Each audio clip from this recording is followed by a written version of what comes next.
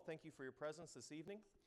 This morning, in our lesson that Ethan gave to us, we heard from Colossians chapter 3, a list of 5 different modes of thinking, and that was the way Ethan put it, which I thought was very good this morning. 5 different modes of thinking that need to be put to death. And the last one of that list was greed. Greed, which is idolatry. And this evening, we're going to be talking about the subject, not simply of greed, but a little more specific flavor, perhaps, the idea of consumerism. This is something that has been on my mind for a long time, that I've wanted to present a lesson on and learn more about. And so that's what we're going to do tonight.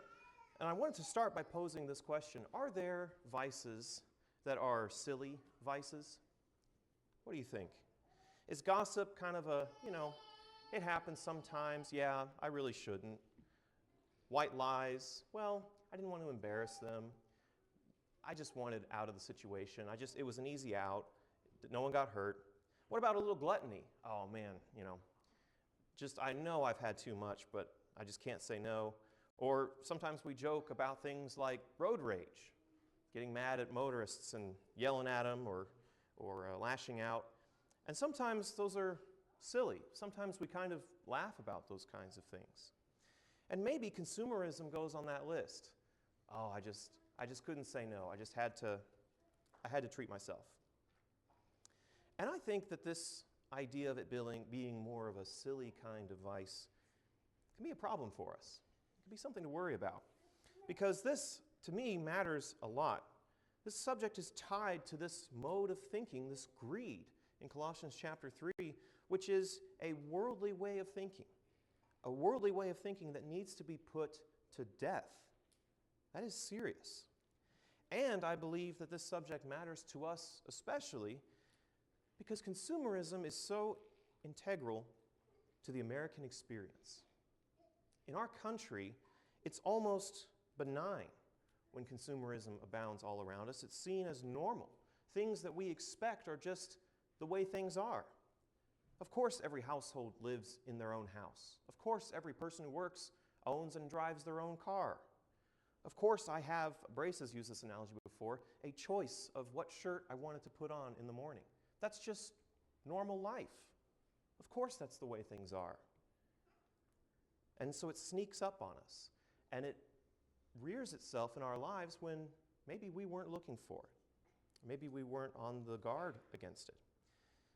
And we'll talk more about what I think consumerism means and how maybe it differs from just purely greed and how it can be maybe more benign but no less dangerous for us. And I wanted to start also with one of my disclaimers. A lot of my sermons include disclaimers. I don't know why. You're not a litigious bunch, but I feel like I need to guard myself a little bit. I do not wish in this lesson to elevate myself or give the impression that I'm somehow above this. I'm just like all the rest of you. I buy things. I have things that I've bought that I almost never use. I've got duplicates of things that I bought that I don't need. I am a participant in the very things that I'm speaking about tonight.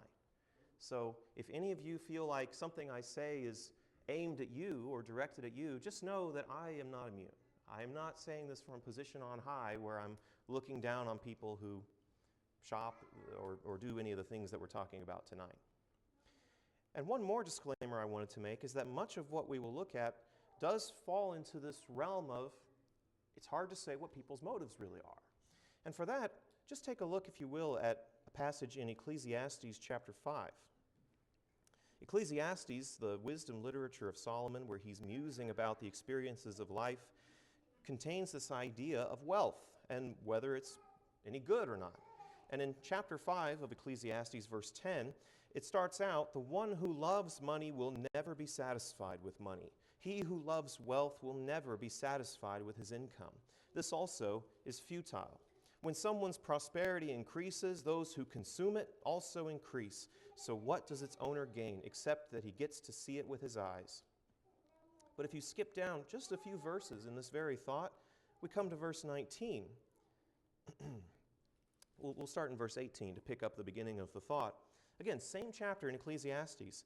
"I have seen personally what is the only beneficial and appropriate course of action for people, to eat and drink and find enjoyment in all their hard work on earth, during the few days of their life which God has given them, for this is their reward. To every man whom God has given wealth and possessions, he has also given him the ability to eat from them and to receive his reward and to find enjoyment in his toil. These things are the gift of God. So in the very same thought, we have what at a glance may feel like completely opposite sides of a spectrum. Wealth will not satisfy, income and the gaining of possessions is not going to satisfy you, it's futile. And then on the other side we have that God has blessed us with the ability to enjoy our possessions and the fruits of our labor.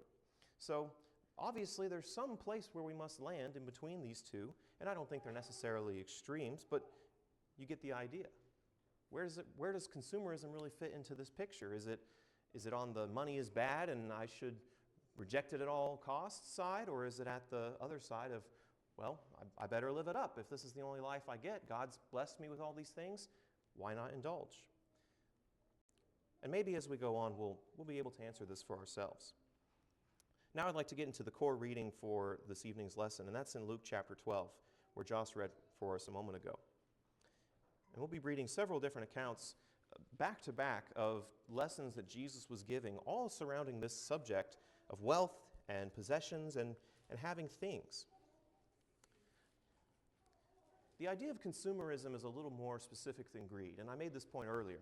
The reason I say that is because consumerism has a lot to do with commerce and buying products as a way to feel a certain way or appear a certain way or define ourselves a certain way. Many of the definitions of consumerism include this concept of building an identity through the things that we consume. And that can be products, that could be media, it could be a lot of things. And that didn't really exist as much in the day when Jesus was speaking. You didn't have Walmart, you didn't have ExxonMobil, you didn't have Nike, you didn't have Apple, you didn't have brands in the way that we think of them. So when people bought an article of clothing or an item that they would use in their home, they didn't really brag about the brand that it was something that was desirable in that way. It was made by an artisan, it was made by a craftsman or someone who had the job of making that item. And so the value was more so in just the item itself for what it was. And some items would have been costly and extravagant, perhaps, made of fine materials or made by skilled craftsmen, and others were simple. But you didn't have this branding mentality. Just keep that in mind as we're reading here. So you don't really find consumerism mentioned in the scriptures, but I think the lessons that revolve around greed and covetousness are very applicable here. Luke chapter 12, the thought that Jesus is responding to actually begins with the man who comes to Jesus and has a dispute with his brother over their inheritance. He feels that he's being defrauded. We don't know from this scenario whether he actually is being cheated, if the brother is refusing to split the inheritance that should rightfully be divided, or if this man simply feels that he's getting the raw end of the deal and he just wants Jesus to convince his brother to be a little more generous. And so leading up to that brings us to Luke chapter 12, verse 15, where our reading began. And to the point of the inheritance question, Jesus kind of pushes that aside. He says, that's not my business. That's not what I'm here to do, is arbitrate your financial disputes. And he turns to the crowds and he teaches them and he says, watch out and be on your guard against all types of greed. For one's life does not consist in the abundance of his possessions. And then he tells them a parable about a certain man in a land who produced an abundant crop. And he thought to himself, what should I do? For I have nowhere to store my crops. And he said, I'll do this. I'll tear down my barns and build bigger ones, and there I will store all my grain and my goods. And I'll say to myself, you've got plenty of goods stored up for many years. Relax, eat, drink, and celebrate. Hey, that sounds like Ecclesiastes 5, doesn't it? But then God said to him, you fool, this very night your life will be demanded back from you. But who will get what you have prepared for yourself? So it is with the one who stores up riches for himself, but is not rich toward God. So think about this here. Jesus warns against greed, and his message here, his lesson, revolves around greed, which is the coveting, the desiring, the yearning for things for oneself. I would say that greed inherently possesses this quality of selfishness. It's inwardly directed. A fine example of this you can see in the scriptures. Think about in the Old Testament when King Ahab of Israel wanted to buy a vineyard, and the man who owned the vineyard said, "No, I can't sell it to you. It's my family's possession. I cannot give it to you." And remember what Ahab does? He throws himself on his bed and he cries and he pouts because he can't get what he wants. He's fueled by greed, and his animosity comes out of his selfishness, that he feels, I can't get what I'm owed. I can't get what I wanted. And now your very first thought may be that, well, greed seems like a strong place to start when we're talking about consumerism. Because like I said, consumerism can sneak up on you. It can be pretty innocent at first, right? Greed seems like a strong place. It carries a lot of harshness to it. But I think these two are closely linked. Consumerism is easy to slip into because we are used to it in our lifestyle. We're used to it in our culture. See if any of these phrases sound familiar to you. Treat yourself. You deserve it. Think about things that go viral or trends that you see, products that are trendy, fads. Have you ever heard of retail therapy? I just go shopping to calm down. It makes me feel better. I just feel good when I'm walking around shopping. Retail therapy. How about splurging? How many times a week do we splurge on ourselves? Splurging is once in a while, right? But sometimes for some people it's like every other day is a splurge day. Maybe microtransactions where it's such a small little cost, it's such a small little thing, and it won't add up over time. I think subscriptions fit into this model of consumerism. I just want this service and I don't want to think about it, so I'll just invite a recurring cost into my life and I'll deal with it later. The rise of financing and debt. This isn't a lesson about finances, but believe me, it is horrifying to look at the numbers of how much debt we possess as a people. Personal, consumer, credit card debt, where we just buy things that we don't have the money for, but I'll pay it later. There's even companies that are partnering together. There's a chain of burrito restaurants that partnered with a financing company where you can finance your burrito, and you can buy a $6 burrito and pay it off in installments later on so that you're not paying the full price up front. And finally, the overarching umbrella of social media and the amount of products and advertisements and things that are shown to us all the time to make us feel like we need to keep up our appearances. We need to keep up with this race. And I will argue through the length of this lesson that social media has turbocharged consumerism in our culture. It's been there well before social media, don't get me wrong. It's been there well before the internet was around. But I think that the ease of access with which we can see whatever we want fuels this greed, this consumerism. And it's exemplified very well in an object lesson. I don't know if you know what this is. This is a Stanley Cup. In 2024, this company had been around for decades in relative obscurity. And then all of a sudden it was picked up on a blog site, it seems like. It actually appears to be a Mormon mom's blog site as a recommended product. Hey, this is a really great cup. It keeps your water cold for a really long time. It's got a handy handle so you don't drop it. It's pretty nifty. And that set off this wave of social media influencers and people just picking up on this trend. And it took over. Huge crowds of people would flock to stores and almost trample over each other to buy these things. When new colors came out or new editions were released, young girls would put them on their Christmas lists as young as 7, 6, 5 years old. I want a Stanley Cup for Christmas because all my friends at school are also getting Stanley Cups. And then, after Christmas, kids got bullied if they didn't have a real Stanley Cup. If they had one that wasn't a name brand, they got bullied at school. It kind of went crazy. And yes, this particular product maybe was marketed more at women and girls, but guys, you're not off the hook either. If you know anything about what's going on with Pokemon cards right now, you know that guys are not off the hook. That's all I'm going to say about that. And what's interesting is that in a single year, the revenue of this company, Stanley, went from $70 million in 2023 to $720 million in 2024. They more than tenfold multiplied their revenue in a single year. And they barely had to spend a dime on advertising because we did it ourselves. We did it for them by making it popular. And I showed you that we own a Stanley Cup to tell you it's okay if you have a Stanley Cup, all right? It's okay. Believe me, there's already more water bottles that you can buy to replace your Stanley Cups because there's more popular ones now anyway. And this happens with water bottles. This happens with shoes. I mean, there's always some brand of shoes that's the most popular one right now. I don't know if it's Hakka's right now. I seem like I hear a lot about those.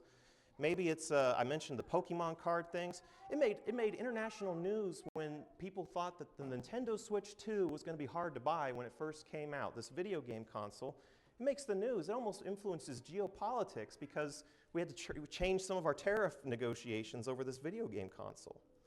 Designer clothes, years before, if you've ever heard of the brand Supreme, massively overpriced items just for a name. Just because you want something that has that name brand name on it. A blank white t-shirt that costs $100 or something like that. A lot of the cosmetics and personal care industries and markets, they really capitalize on this viral products and what's popular on social media right now. Gimmicky foods and snacks and beverages, new drinks that come out. And electronics, personal electronics, especially phones, is such a huge way that people tend to personalize and try to express themselves as what is their taste in tech. And the thing about all of these viral products, these consumer trends, is that you would probably never recognize these items as anything special unless you had heard about the trend. If you saw one of these cups in the store without knowing what was going on around them, you would think it's just another cup. It's not really anything special about it. It's a fine cup, but it's the knowledge of that cultural capital, and this is a phrase that gets used sometimes in talking about consumerism, that we start using the items we buy as a form of currency to elevate our status in the culture, to show that we know what's popular, we know what's going on. I just think this is one example that's sort of a microcosm of this problem. And what's another problem with this idea? Turn in your Bibles, if you would, to 1 John chapter 2. In 1 John chapter 2, there's another warning about this constantly seeking possessions and looking for these things. And in verse 15, it says, "Do not love the world or the things in the world. If anyone loves the world, the love of the Father is not in him. Because all that is in the world, the desire of the flesh, the desire of the eyes, and the arrogance produced by material possessions, is not from the Father, but it is from the world. And the world is passing away with all its desires, but the person who does the will of God remains forever." So when we have this love of material possessions, it is described here as an arrogance produced by these material possessions, and that is a passing away, that is a dying mentality. And I've messed up something in my notes here, so I don't really have the passage that I was looking for. Oops, I just kicked my Stanley Cup over. Good thing they're durable. I've got the wrong passage here, but there's another passage, and unfortunately I'll just have to paraphrase for you. The idea is you see your fellow Christian sick and hungry and in need, and you say to him, "Go and be filled. Go and be satisfied." And the context of that passage even says, when you have material possessions and yet you do not help. I really thought it was in 1 John, but I'm gonna move on from that point. The problem with this greed is it blocks out the good that we ought to be doing. We have a finite amount of attention. We have a finite amount of time that we can spend with our lives. And so what we fill it with will necessarily push out other things that just can't be done. You can't do it all, is what I'm trying to say here. Let's go back to Luke chapter 12, back to our core passage, because there's another theme from Jesus' message that I wanted to bring out here. We read the example of the man who had many possessions, and what did he do? He tore down his barns and he built bigger barns so that he could store them all. And I think this brings up another issue that is maybe a tangential one to consumerism, but one that's kind of a soapbox of mine. I get really passionate about this, and that is excess and waste. Our culture fuels overproduction and overstocking of goods, and these are forms of waste. These are forms of waste that destroy resources, they harm the environment, and I encourage you, if you're interested, to explore some of the impact that many of our favorite companies and brands are responsible for. Going back to the Stanley Cup example, this is a cup that's supposed to be built for life. You can buy one and probably use it for decades if you're careful and you don't drop it off the roof of your car, which I am very prone to do, just letting you know. And yet people collected these. There's an irony in building a collection of an item that you really just need one. I mean, you can't drink out of more than one at once. It's waste. It's overconsumption. There are certain products that I personally choose not to buy, or certain companies that I personally choose not to buy from, because I know some of the wasteful environmental practices that they do. Some other offenders, the clothing industry is really, really bad at this. The amount of waste that exists in clothing, and especially fast fashion and cheap clothing, much of it just gets thrown away. The majority of it just gets thrown away because of how quickly fashions change. We can't leave these garments in the store because we need to sell the next garment that's popular now, and so we got to throw away all the stuff that didn't sell so that we can restock the new. There's a whole thing that I went down a deep rabbit hole one day about the history of free returns. You know, back in the day, you didn't return something for free. You had to pay postage to send something back if you didn't want to keep it. Well, now all these companies do free returns. And what happens to those items you send back is most of them end up right in the trash. To those companies, it's not worth the trouble to try to repackage or restock it and resell it. It's cheaper to just throw it away and sell another one. And so this happens all the time. There's even an entire industry surrounding collecting up all of these unwanted free return items and burning them in an incinerator to generate a little bit of electricity just so that you get something out of it. It's just trash at that point. Unused, completely new items destroyed. And I think, too, in this parable that Jesus tells, there's another aspect of waste, the problem of creating more space to fill a demand. This happens a lot in our homes when we reorganize things, or we do a deep clean and maybe we throw out a bunch of stuff, and then what happens? Oh, well, I've got all this new space. I've got all this new room. I can put something here in this empty space. We humans have an innate tendency, it seems, to want to fill empty spaces.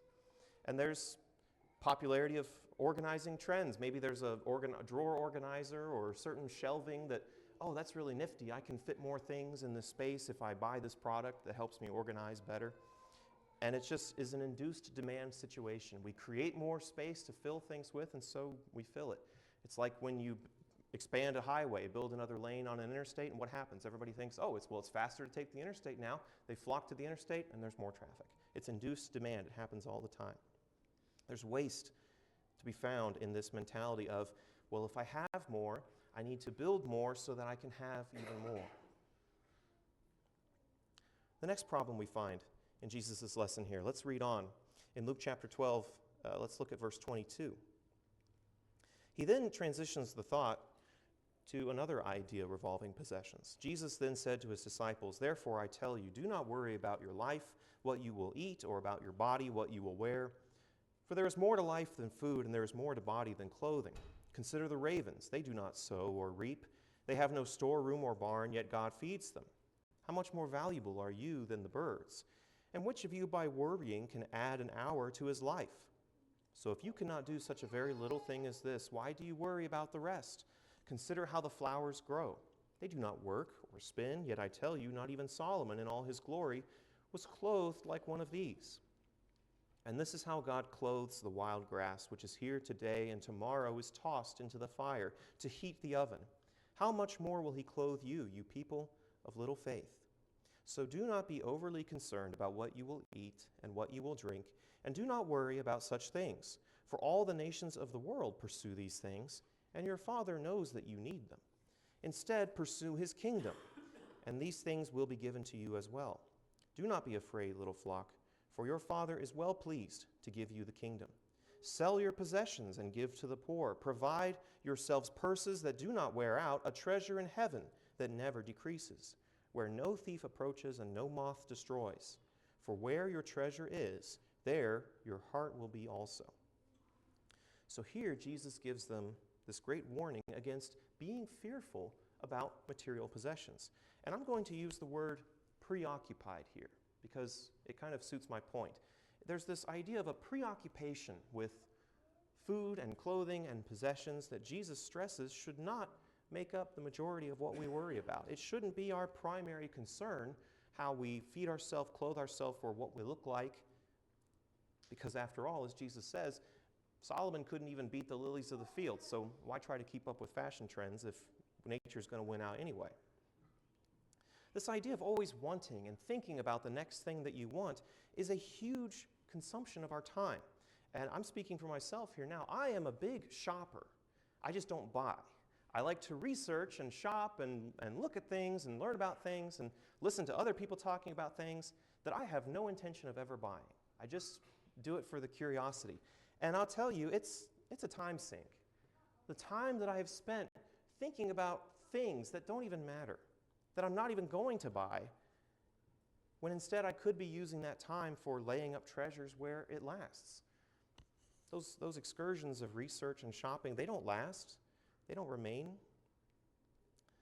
There's this entrapment effect that happens when one accumulates more and more. And this was spoken about in Ecclesiastes chapter 5, if you remember.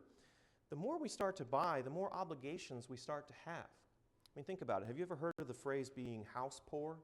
You find out that, I make enough money, I can make a down payment on this big house, and I'm going to move in, it's so exciting. And then you get hit with the property taxes, and you get hit with the sale transfer costs and all of the closing fees, and then you realize, I got to buy a couch, and there's no money left over to buy a couch. When I moved into my house, I didn't buy a house I couldn't afford, but I just didn't want to buy a couch.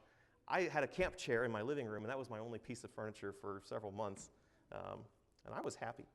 But there's the idea of being house poor. There's the idea of car maintenance. You buy a more expensive car, and you think, I can afford this, and then you realize, a more expensive car is more expensive to fix as well, and more expensive to insure.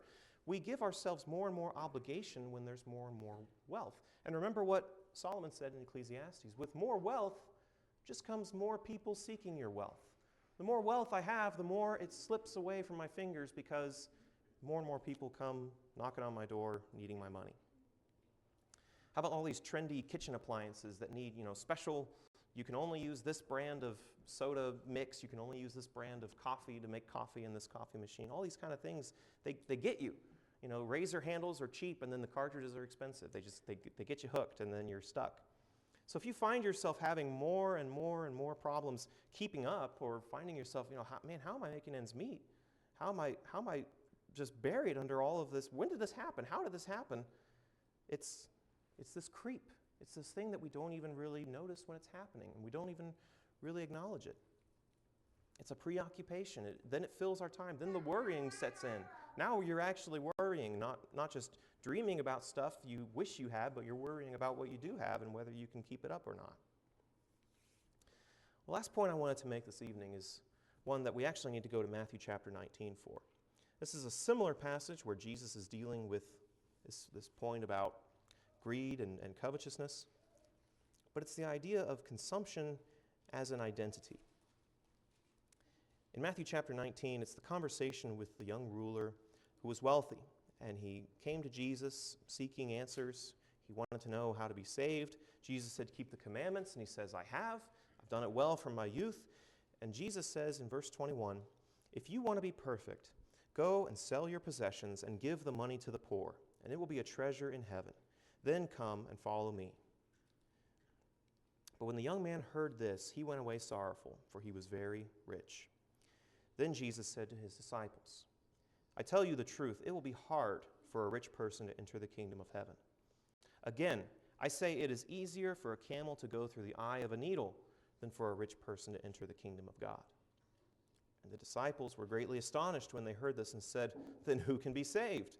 Jesus looked at them and replied, this is impossible for mere humans, but for God all things are possible.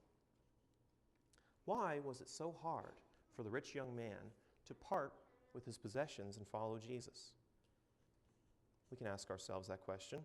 Or we could ask ourselves the question, why is it hard for me to part with my possessions? And I was thinking about this point, and I thought about this question. Who would I be if I lost everything? If I lost everything that I own, what would define me? There's no more brands on my clothing, no more items or shoes on my feet to tell you what kind of man I am. What kind of man would I be if all that I have is gone? And that's a fearful thing, I think, for a lot of us to think about. Because how much of our identity is really wrapped up in the things we consume? And this applies not just to products. We've been talking about buying stuff, but this applies to what we consume as well when it comes to media or fandoms. Think about movies. Are you a Marvel or a Star Wars fan? Are you when it comes to video games, are you a Zelda fan? When it comes to sports, which sports team do you support? What kind of person are you because of the sports teams that you like and are fans of? Pop stars, musicians, who's your idol? Whose concerts do you go to? Who will you pay a large sum of money to see them live and hear their music? These things are not a fulfilling form of identity because you didn't make them. They are things that we adopt and may enjoy. Again, I'm not trying to be preachy here and say it's wrong to enjoy things. I'm saying if that's your whole personality, if that's really who you are, and if all of that was taken away, who would you be? What have you created in terms of an identity for yourself? And maybe the whole issue is because we think that we need to be the ones creating our self-identity, and it has to be this unique thing that's our own creation. Hold that thought, and we'll get to that back in just a moment. I wanted to share an anecdote here of a headline I saw. There was an owner of a car wash in Detroit, Michigan, who passed away, and in his will, he said he wanted $50,000 of his remaining money to be taken up in a helicopter and strewn out over the streets of the city. So money just comes fluttering down from the sky, $50,000, and that's how he wants to be remembered. And every single news source and social media post that was shared that talks about this man doesn't say his name. It just says a car wash owner in Detroit has $50,000 dropped from the sky. And you think the irony in that in an attempt to be defined by possessions, an attempt to be defined by the things that this person leaves behind, he's completely wiped out of the story in the process. And the possessions are the only things that remain and people pay attention to. It's a sad story. And unfortunately, I didn't even research deep enough to get his name to tell you all. I'm sorry. It's that hard to find. Proverbs chapter 13, verse 7 has the proverb that there is one who appears to be rich and is really poor, and there is one who appears to be poor and is actually wealthy. The idea of this proverb is it doesn't matter what you think a person looks like. It doesn't matter what brands they want to project. You don't know what's going on with a person, and you don't know who they really are. Their identity shouldn't come from these things. Who ought our identity to come from? Who should our identity really come from anyway? Is it defined by ourselves? Do we create it for ourselves? Or is it created by the one who created us? We already have an identity that we ought to bear. And so trying to forge an identity of our own based on products or brands or things that we like, that's not where the real substance is it? That's not where the real substance is. And in Colossians chapter 3, Paul was saying, you put these mentalities to death, and instead you put on something new that was created, not of yourselves. We didn't make our new identity that we have in Christ. I wanted to leave with some practical elements of advice. These are things that some of them I try to implement, some of them I read about or saw recommendations for when it comes to dealing with this idea of consumerism. Just in case you want some concrete steps. First is try to identify what are true needs versus wants. What do I really need versus what just looks cool, looks nice to me at the time? And one helpful way to do this is look back over your finances, look back over the last 3 months, and how many purchases did you make that you completely forgot about in the time that has passed? If you completely forgot that you even bought that thing 3 months ago, chances are you didn't need it, right? Another piece of advice is slow down when it comes to shopping.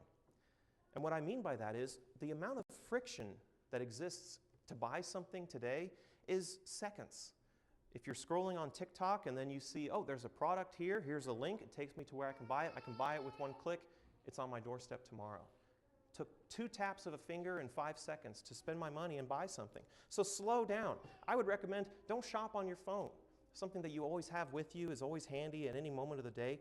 Don't use your phone to shop. Go to a store. Go somewhere where it actually takes effort and you know, I really need to buy this thing, so I'm going to take myself to a store to do it.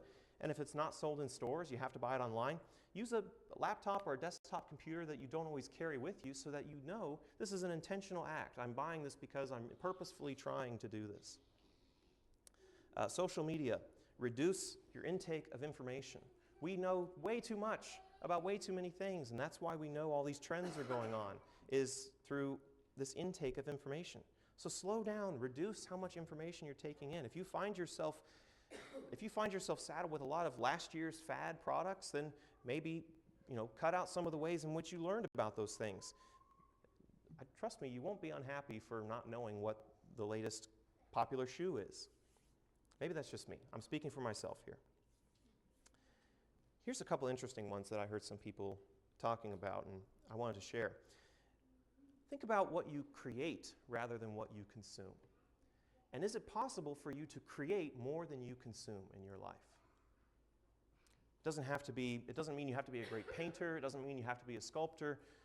Maybe your creation is conversation. Maybe your creation is a good meal.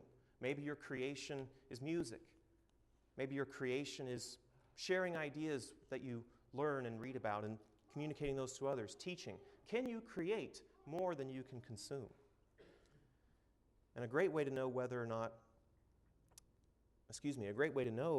who you really are is to strip away the stuff that you consume and what do you bring into the world?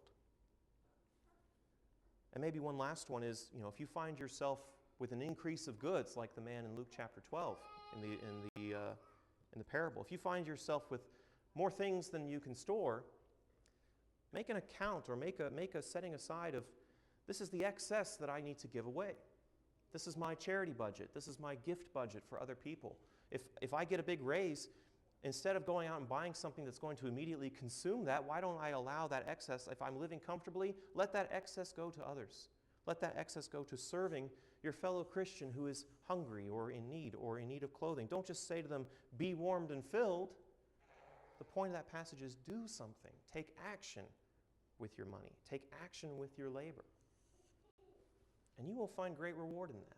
I think that's part of what Solomon's talking about when it comes to making use of our labor, is actually feeling the things that we can produce in the world, not just what we can consume. We're going to sing a song that James selected without my input. What shall it profit a man if he gain the whole world but lose his own soul? Things and stuff and consuming, it feels good.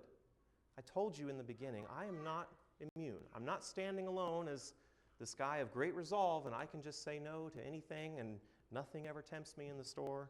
I'm not that guy. I'm not that person. I live in America too, and I'm surrounded by this just like you are.